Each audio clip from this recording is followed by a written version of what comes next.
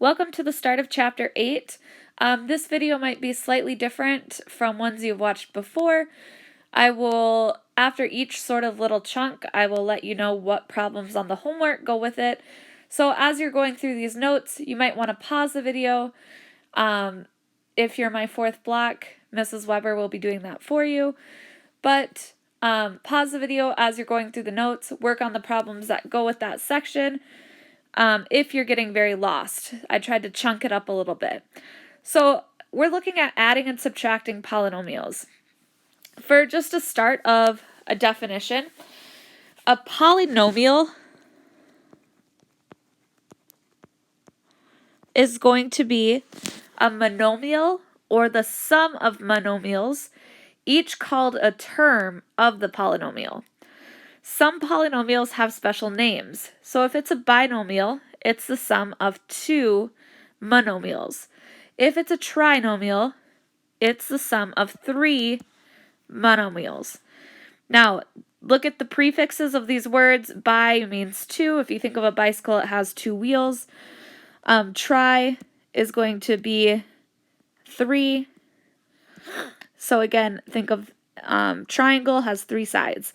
Okay. The words sort of go with what they mean. A monomial, basically all it is it can be a letter, it can be a number, it could be a combination of both being multiplied together. So I'm just going to write like two different examples of what a monomial would be. You might have something like a negative 4x squared. Okay, so it's a negative 4 multiplied by an x squared, but it could be something as simple as just like 1, the number 1. That would be a monomial.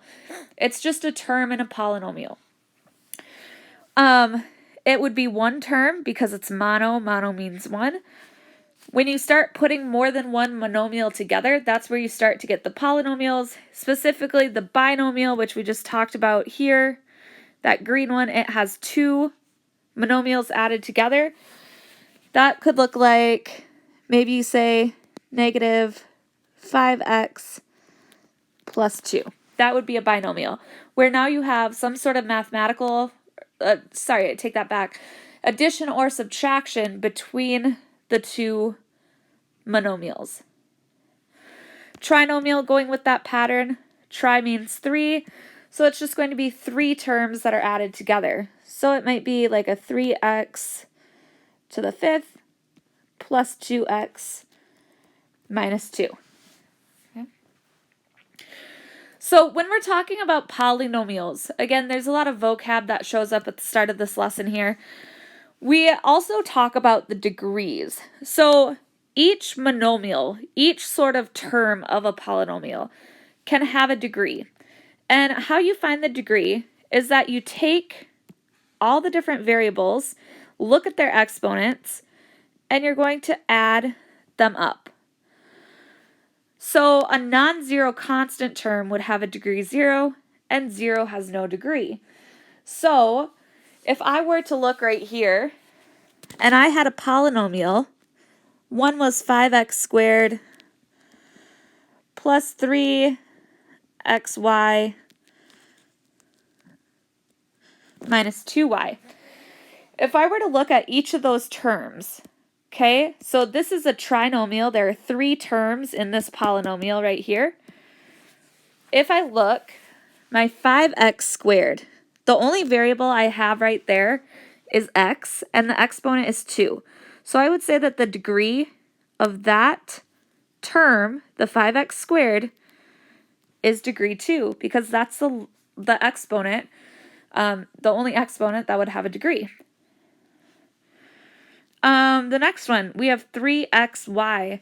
Now this time I look at it, this is also going to be degree 2. And the reason why is, is that we have an x that has a degree of 1 and a y that has a degree of 1. So you're going to add up those exponents. 1 plus 1 is 2. Now this last one here, negative 2y, this is just your degree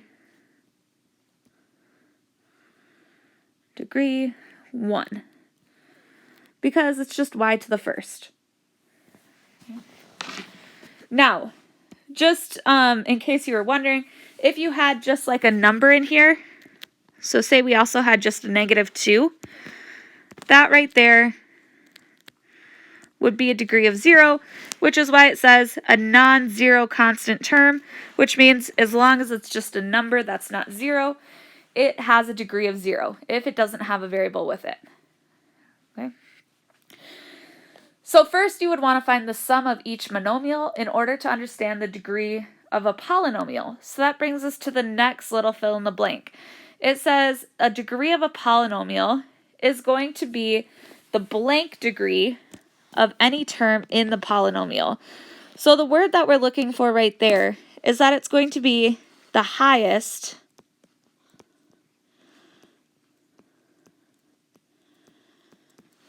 degree of any term in the polynomial.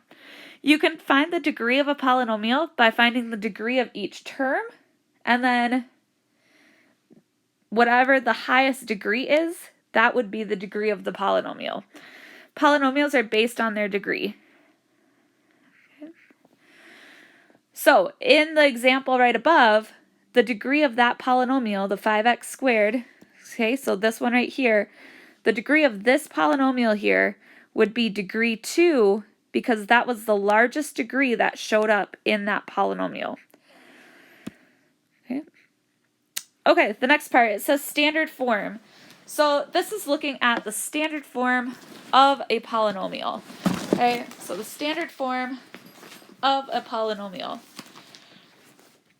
It says that the terms of a polynomial can be written in any order. However, polynomials in one variable are usually written in something we call standard form.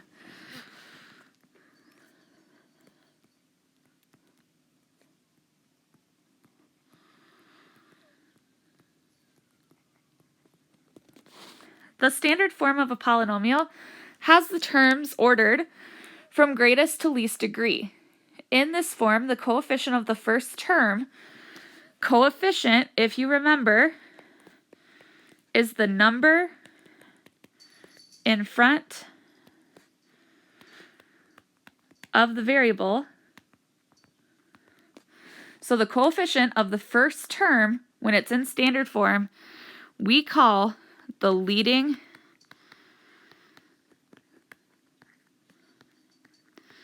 coefficient.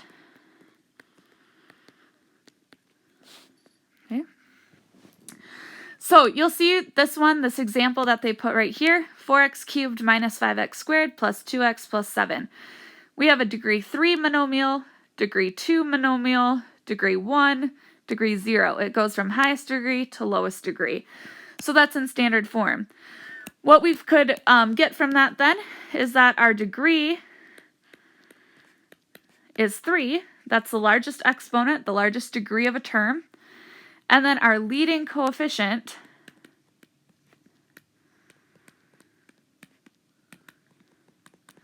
is going to be 4. That's the number that's out in front of that highest degree. Okay, so the 4 down at the bottom of this page, first it's going to ask you to write the polynomial in standard form, then give the degree of the polynomial and identify the leading coefficient. So example A there, we have 3x squared plus 4x to the 5th minus 7x.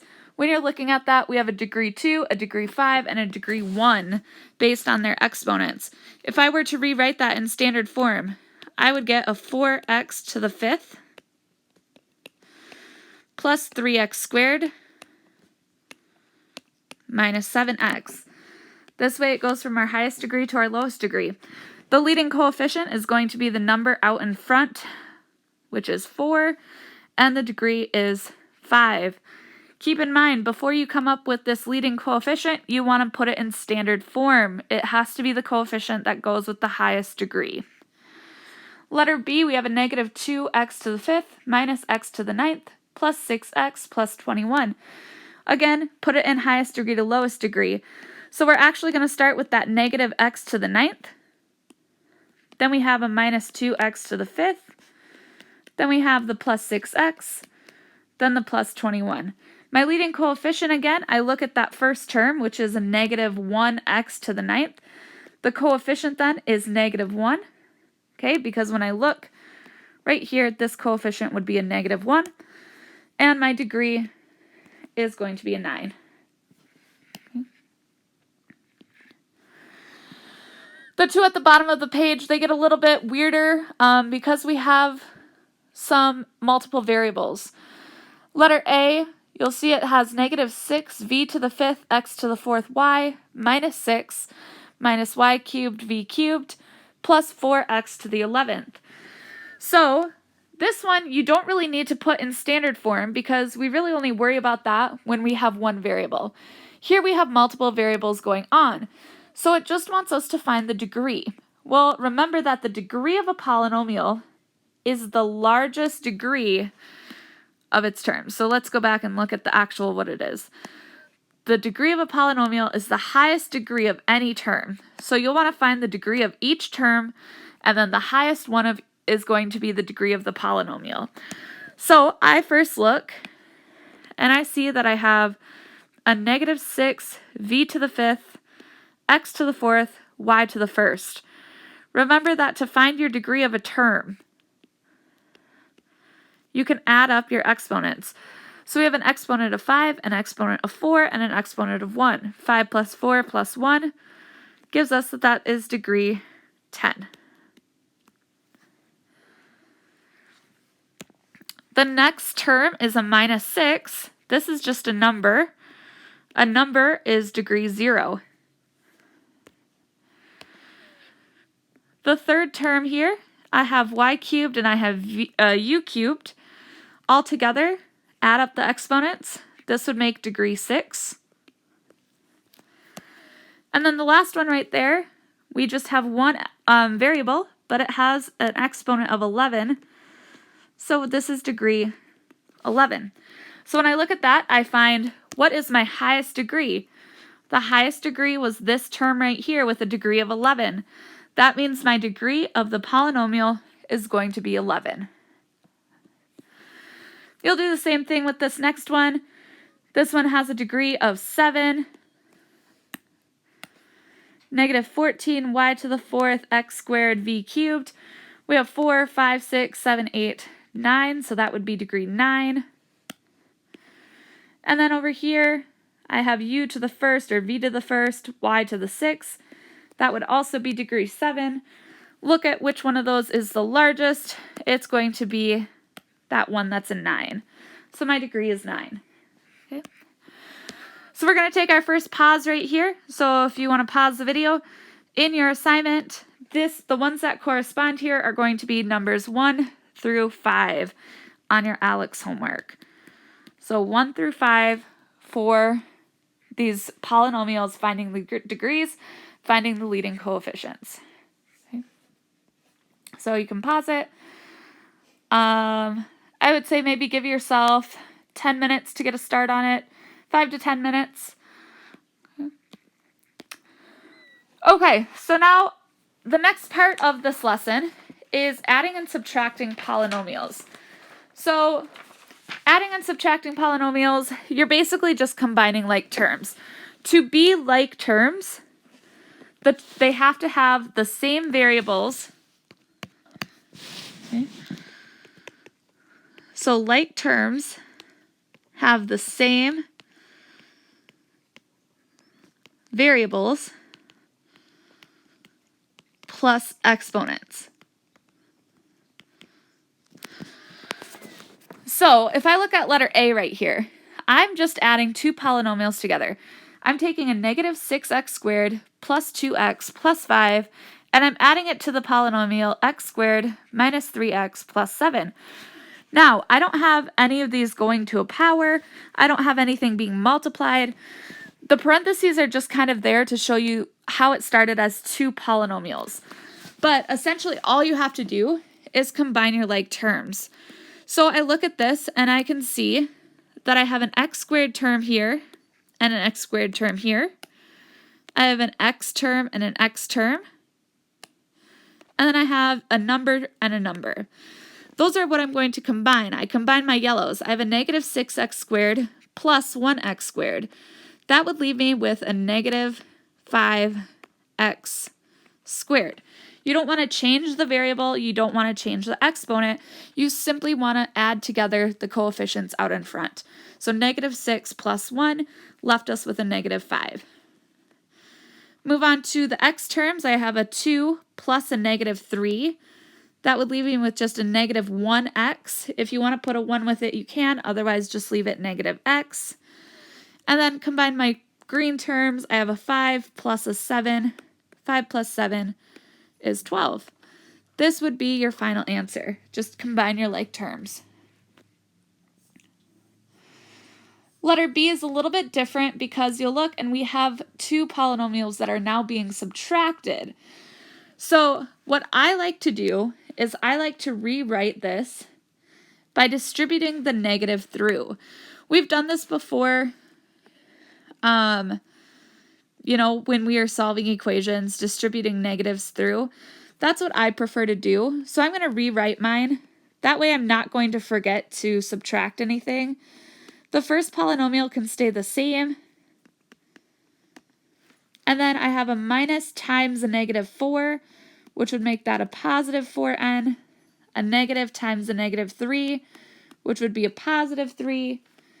And then I have a positive 5n times a negative, or 5n squared, times a negative 1. So this would be negative 5n squared. At this point, I can do the same thing that I did on the last one, find my like terms. So I always like to start with my highest degree. I see that I just have an 11 n cubed. That doesn't combine with anything. There's nowhere else where I see an n cubed. Okay? Then I move on to my n squareds. Here's an n squared right here. Here's an n squared back here. So I have a 6n squares. So 6n squareds minus 5n squareds. And I'd be left with a 1n squared. Again, you can put the 1. You don't have to. You can just leave it n squared. Next up, we have our n terms. So we have a 2n plus a 4n. 2 plus 4 just gives us a 6, so I get 6n. And then the only thing I have left over is that 3, so carry that down. 11n cubed plus n squared plus 6n plus 3. That would be what I'd get when I added those together, or rather subtracted those. Letter C, you know what? I'm going to start off the same way that I just did. I can see that I have one addition sign right here, but I do have one subtraction sign that I'm going to want to distribute through. So I'm going to leave the plus ones alone. So the first one can just stay 7y squared. Oh, sorry. I'm having difficulties with my stylus. So 7y squared. Let's try a different one.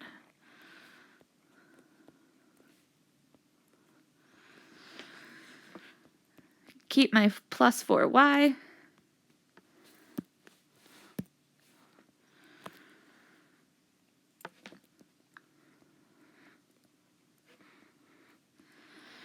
Keep my minus 4. Now here's where I want to distribute this part through over here.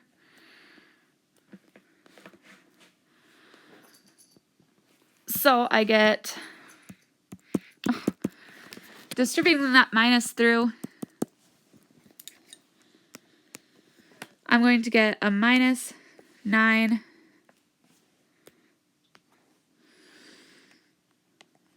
y squared. Then I take a negative times a negative, and I get a positive 8y. Negative times negative, I get positive 3. Then the last polynomial I can just keep how it is because it was adding.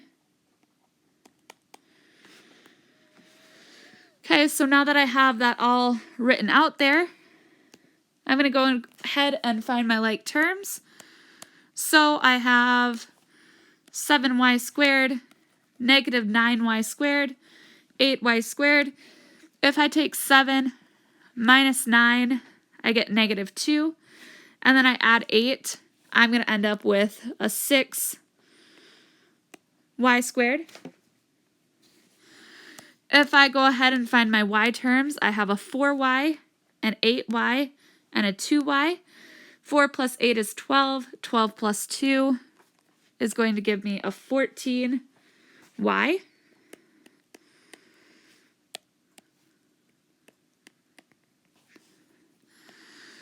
Then take a look at my numbers. I have a negative 4 plus 3 plus 2. Negative 4 plus 3 gives me a negative 1. And then I have a negative 1 plus 2. That's going to leave me with a plus 1. So I get 6y squared plus 14y plus 1. That would be my final simplified answer.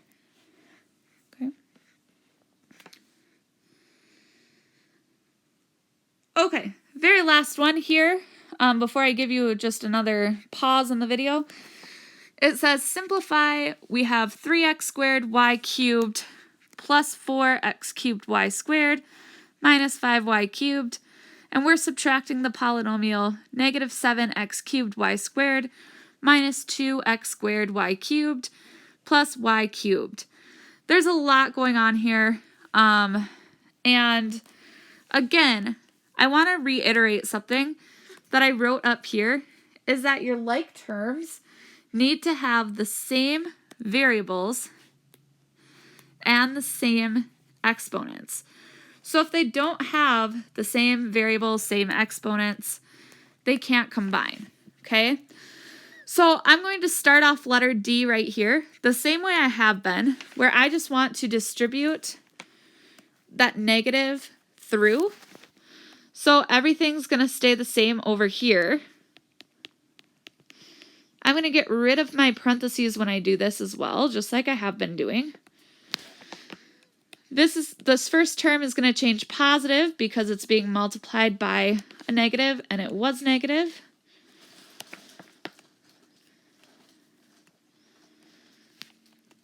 The negative 2 is going to become positive 2 as well, because that's been multiplied by the negative 1.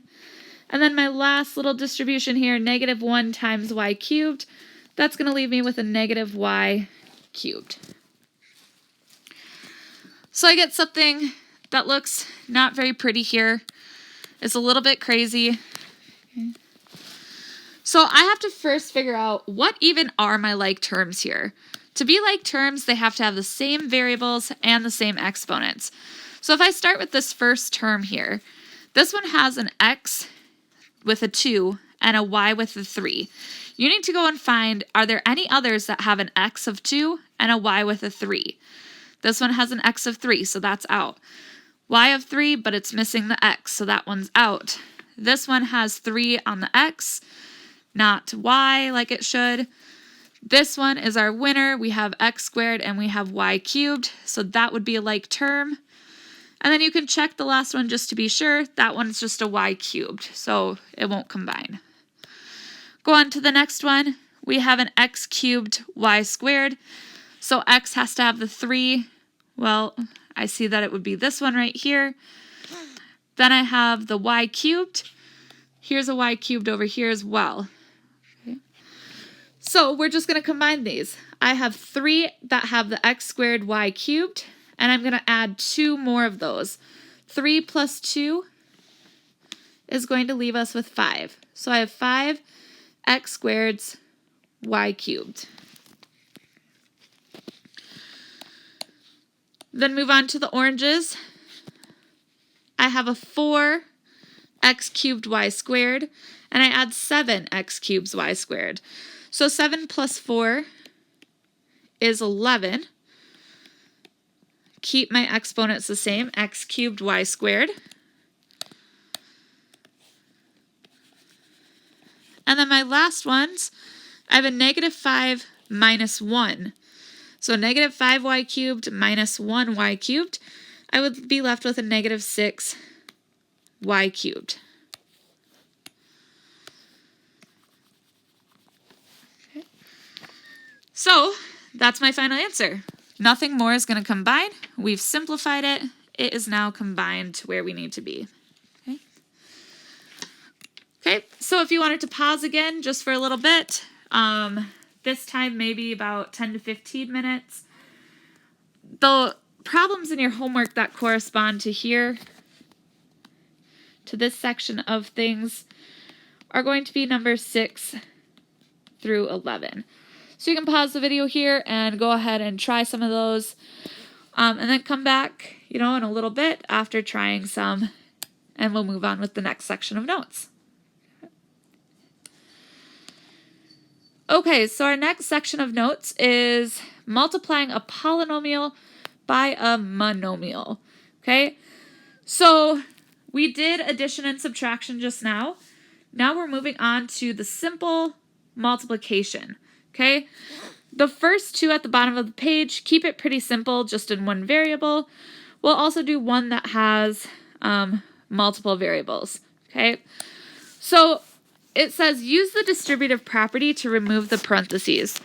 We've used the distributive property before in this course many times. I've been doing it in this lesson even already. What we're just doing is taking this number out in front, and you're going to multiply it by each term. So this first one, I have a 2w to the 4th times 9w. So I'm going to take the 2w to the 4th, and I'm multiplying it by 9w. There's really no reason that you need to write it like this, okay? But just think, what's 2 times 9? 2 times 9 is 18. What is a w times a w to the 4th? We just got done with exponent rules last chapter.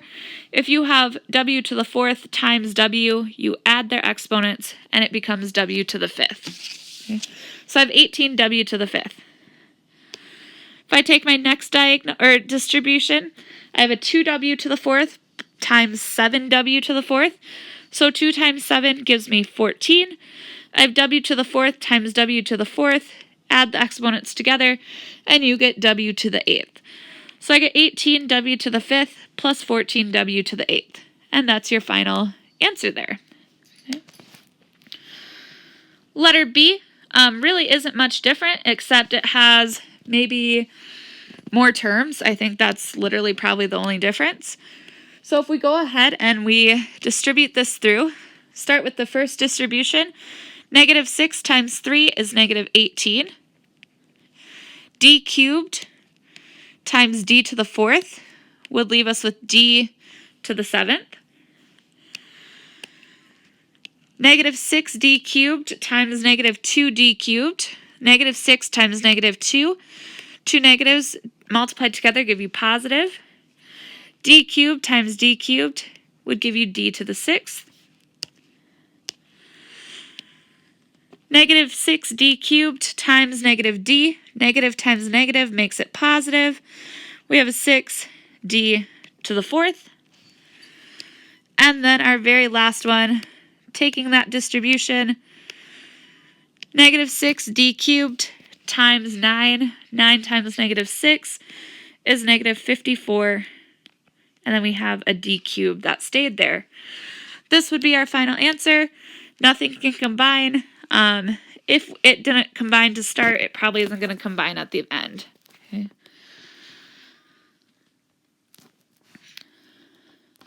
So you don't need to pause here, but if you just want to make a note, these ones are going to be like numbers 12 through 15.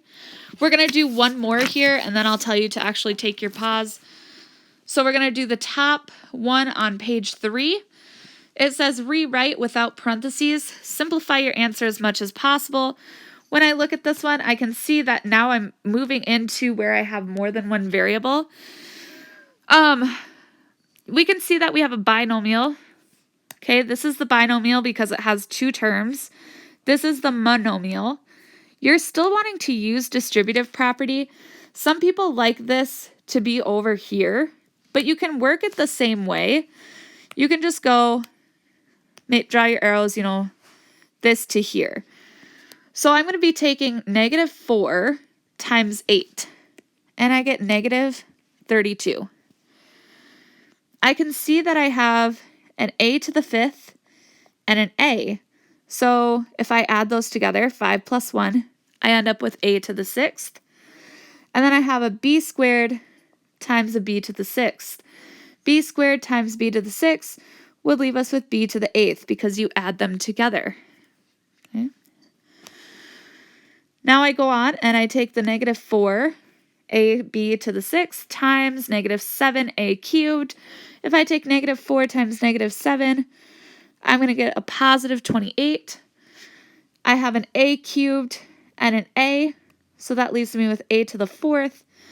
I don't have any b's over here, so that just means that I carry down the b to the 6th that I would have started with. So my final answer is negative 32 a to the 6th, b to the 8th, plus 28 a to the 4th, b to the 6th. Okay. And that would be our final answer. Now, this number, or this type of problem is looking like negative 16 through 17. Sorry, 16 through 17. So if you wanted to pause it, you would be working on numbers 12 through 17 here for a little bit. Give yourself, about 10 minutes for sure. And if you need a little more time, just use your best judgment there, okay? Okay, the last part of the lesson, this is going to correspond to number 18 on your homework. The last problem of the homework. It's only 18 problems. It says solving an equation with variables on each side. This is just a quick little reminder coming from chapter 2. Do you remember how to solve for u? And it uses distributive. So I'm going to distribute this through and this through to start in my first step. The 4u plus 1 stays. Negative 5 times negative 2 gives me a positive 10. And then that had a u with it because that 2 had a u right there. Then I'm going to take negative 5 times negative 1. And I get a positive 5. Over on the right, I'm taking a 4 times u, and I get 4u. And then I take 4 times negative 3, and I get a negative 12. Now, if you remember, what I prefer to do is always combine my like terms before I move anything. So I'm going to make that a 14u, and I'm going to make that a 6. And then the right-hand side stays the same. So I have 14u plus 6 equals 4u minus 12. Now, hopefully something is clicking in your mind and you remember doing this. We want to get our u's on one side, numbers on the other. So I'm going to move this 4u over. And when I do that, I get a 10u plus 6 equals negative 12.